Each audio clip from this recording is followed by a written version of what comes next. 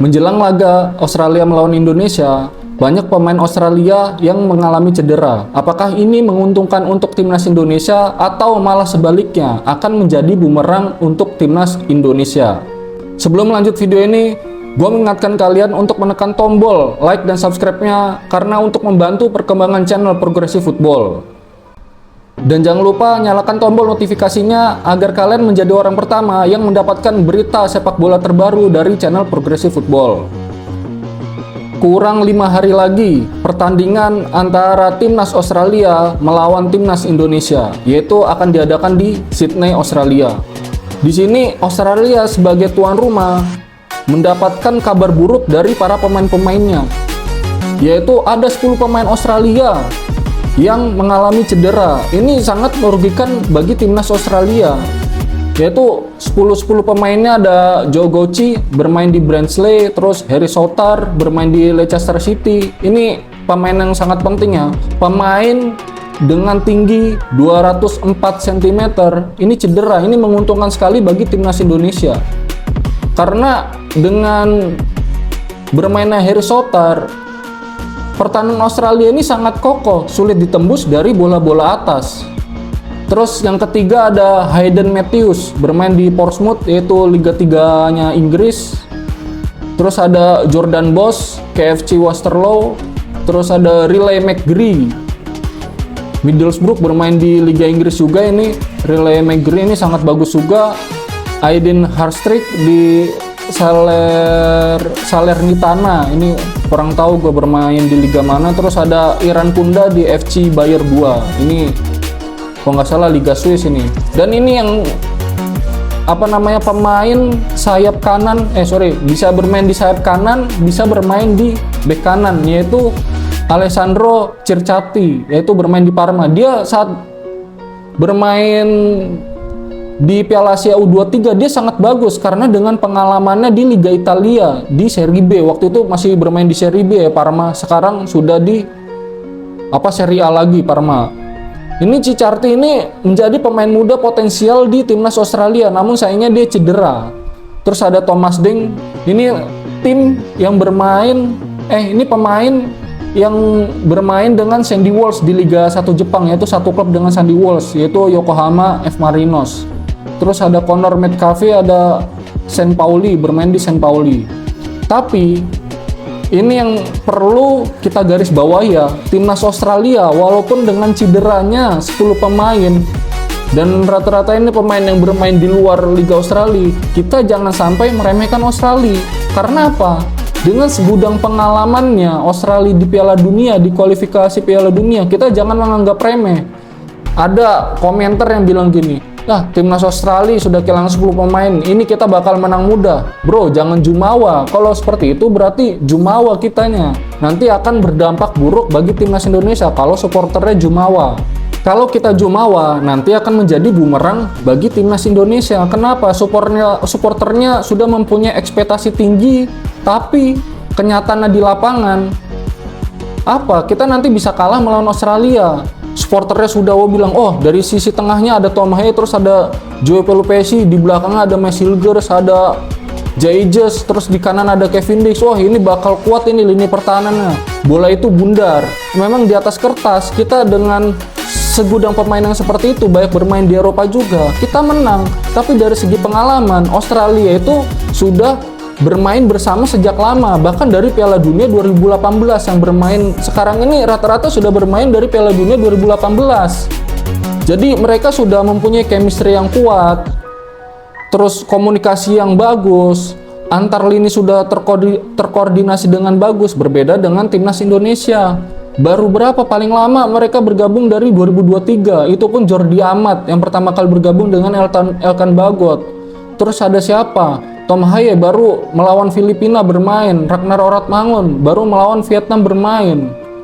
Ini apakah chemistry sudah bagus? Mungkin dari segi komunikasi sudah bagus, tapi dari segi permainan, chemistry-nya belum begitu ketemu. Berbeda dengan Australia, mereka chemistry sudah ada, Terus komunikasi bagus, walaupun ada pemain yang cedera, mereka sudah tahu pemain satu dengan pemain lainnya dia bermain seperti apa. Nah, timnas Indonesia walaupun kemarin melawan Arab sudah bagus, tapi ini ketambahan pemain lagi, João Pelupessy, dia bakal berusaha menyatukan, tidak langsung nyetel João Pelupessy ini.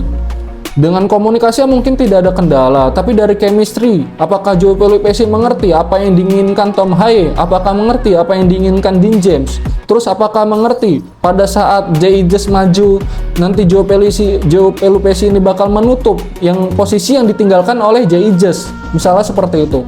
Ini chemistry yang harus dibentuk, dibangun secara perlahan, bukan dengan latihan sekali dua kali terus bertanding langsung mendapat chemistry. Chemistry itu didapat di saat latihan dan pertandingan.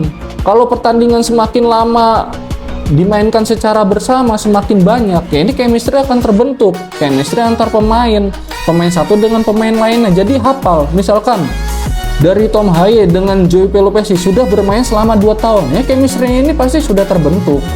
Chemistry-nya pasti sudah ada karena sudah hafal. Apabila Tom Haye bergerak ke sini, João Pelupessy akan menutup ruang.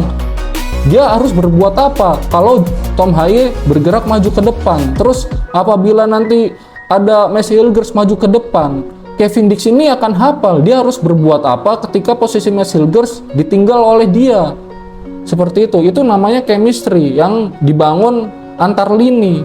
Jadi hafal pergerakan-pergerakannya. Dan apabila melakukan serangan balik cepat, nanti di sektor kanan ini siapa yang menjadi target serangan balik cepat itu siapa? Jadi bukan hanya chemistry itu dibentuk sekali 2 kali latihan terus satu pertandingan langsung terjadi chemistry itu. Semua itu berusaha menjalin chemistry, menciptakan chemistry yang bagus. Tapi tidak secara instan. Pemain Jepang, Moriyasu, berkumpul dengan timnas Jepang dari sebelum Piala Dunia 2018, yaitu dari 2017 dia menakodai timnas Jepang dari semuanya belum menjadi bintang, seperti Mitoma belum menjadi bintang, terus Kubo belum menjadi bintang, yaitu diasuh oleh Moriyasu secara perlahan dan chemistry terbentuk. Dan sekarang puncaknya timnas Jepang ya ini di Piala Dunia 2026, di kualifikasi 2026. Buktinya apa? Pada saat bukan di kualifikasi, dia melakukan uji coba FIFA Matchday, melawan Jerman dia bisa menang, melawan Spanyol dia bisa menang. Ya ini puncaknya dari timnas Jepang. Terus jangan mentang-mentang Australia banyak 10 pemain itu ya kita meremehkan, itu salah besar. Itu akan menjadi bumerang buat timnas Indonesia itu sendiri. Sekelas pelatih Australia saja, yaitu Tony Popovic ini tidak meremehkan timnas Indonesia, walaupun dari segi pengalaman bermain di Piala Dunia timnas Indonesia itu tidak ada pengalaman bermain di Piala Dunia, tapi dengan skuad yang ada saat ini timnas Indonesia ini bisa menjadi ancaman untuk timnas Australia. Bahkan timnas Australia saja menganggap timnas Indonesia yang sekarang ini menjadi rivalnya di kawasan Asia.